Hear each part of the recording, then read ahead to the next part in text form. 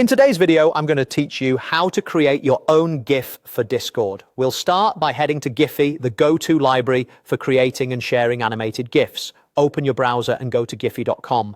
This is where you'll create your GIF and get a shareable link that Discord can automatically preview.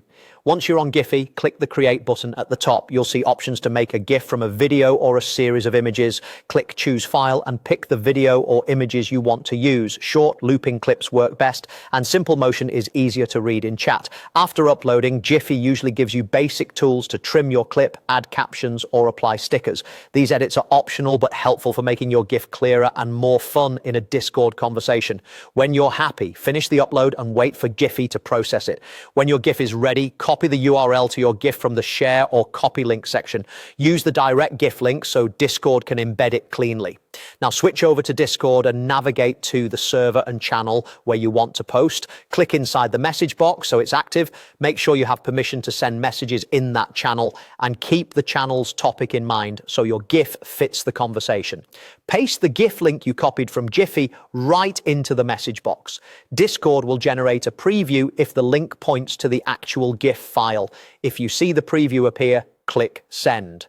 On a slower connection, give it a second to load. The animation should start playing automatically in the chat.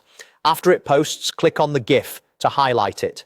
This opens it in Discord's media viewer, which is a great way to double-check the motion, crispness, and timing at a larger size. If the animation looks choppy, consider going back to Giphy to trim the length or reduce the resolution slightly and then copy the new link. A few quick tips to keep things smooth. Shorter loops look cleaner and draw less attention away from the conversation. High contrast text is easier to read if you added captions. If the preview doesn't animate, make sure you copied the direct GIF link from Giphy rather than a page link. And if you'd rather upload a file instead of using a link, remember that Discord has file size limits unless you have an upgraded plan, so keeping your GIF compact is key.